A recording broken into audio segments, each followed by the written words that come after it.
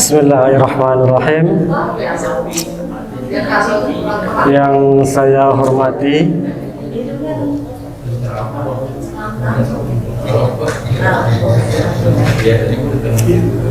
Ibu Kabid, yang saya hormati Bapak Ibu Kadim yang berkenan hadir pada siang hari ini, yang saya hormati segenap aparatur sipil negara di lingkungan kantor wilayah Kementerian Agama Provinsi Sumatera Selatan. Assalamualaikum warahmatullahi wabarakatuh.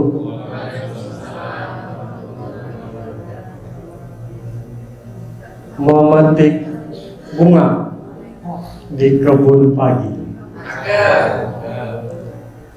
bunga melati harum mewangi. Terima kasih sudah menjawab salamku tadi. Mudah-mudahan tahun depan naik haji.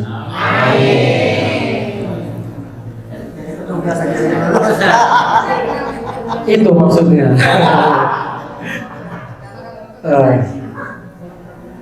Alhamdulillahirabbil alamin. Nahmaduhu wa nasta'inuhu wa nastaghfiruh wa na'udzu billahi min shururi anfusina wa min sayyiati a'malina. May yahdihillahu fala mudilla lahu wa may yudlilhu fala hadiya lahu. Asyhadu an la ilaha illallah wahdahu la syarika lahu wa asyhadu anna Muhammadan abduhu wa rasuluh. Allahumma salli ala sayyidina Muhammad wa ala ali sayyidina Muhammad walhamdulillahi rabbil alamin. Bapak, ibu-ibu yang saya hormati,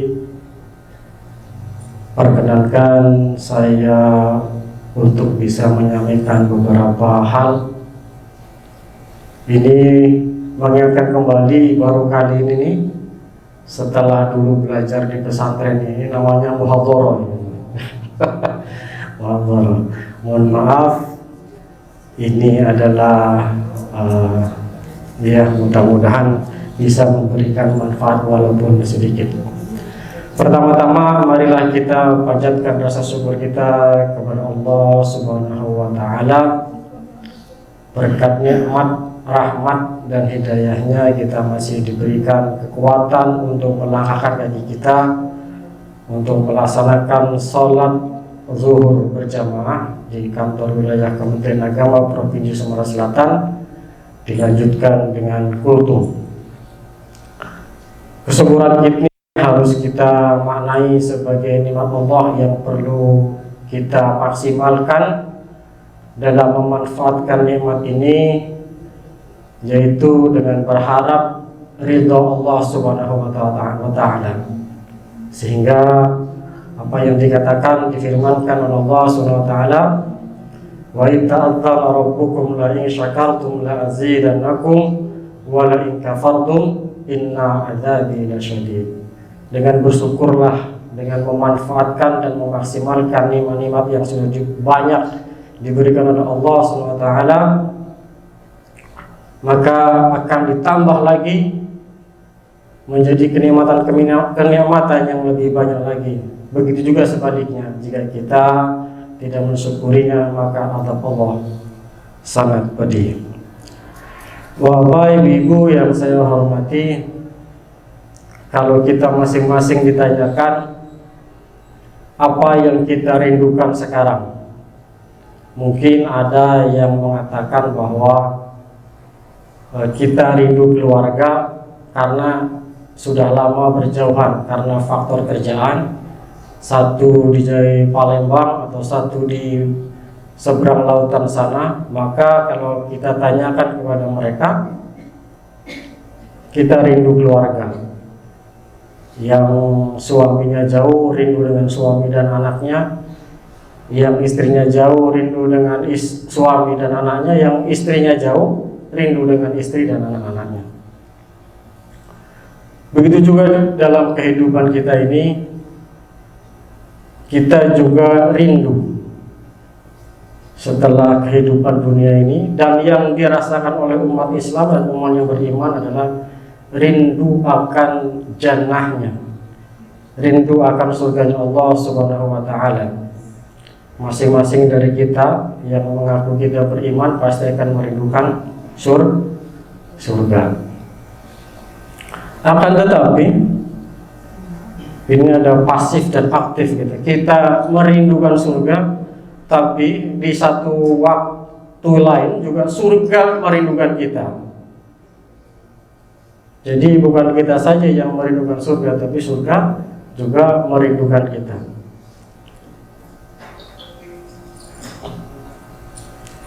Al-jannatu mushtaqatun li arba'atin nafar.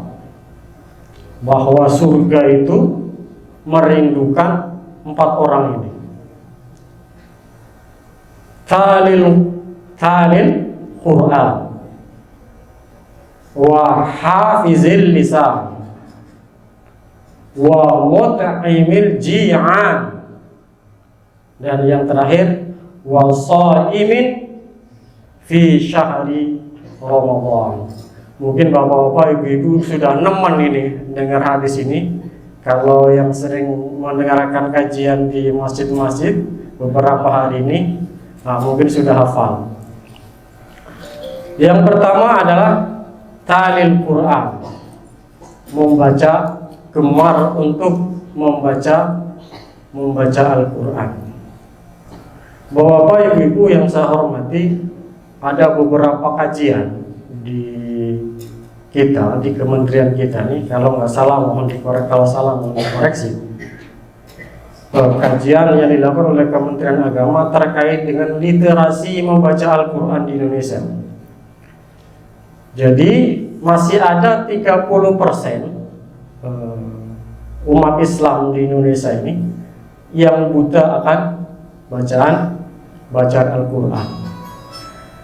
Ini sebagai ladang perjuangan kita untuk membumikan Al-Quran, untuk membaca Al-Quran, untuk memasyarkan Al-Quran, sehingga tidak ada lagi umat Islam yang buta huruf Al-Quran.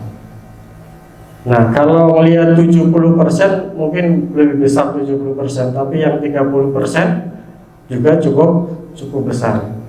Jadi mudah-mudahan nanti dengan kita membiasakan atau memberikan pendidikan di masyarakat, mudah-mudahan bisa dikurangi terkait dengan buta huruf Al-Quran. Untuk zaman sekarang ini belajar Al-Quran itu sudah lebih mudah dibandingkan dulu. Ini ada yang sifatnya online, ada yang online bisa baca Al-Quran, bisa belajar Al-Quran. Jadi belajar Al-Quran awalnya ya belajar huruf-huruf, mengenal huruf, membaca Al-Quran, mempelajari Al-Quran, dan nanti di akhir ini adalah harus bisa meningkatkannya terkait dengan pemahaman dan pengamalan apa yang ada di dalam Al-Quran. Bapak-bapak, ibu-ibu, itu yang pertama. Yang kedua adalah apa tadi?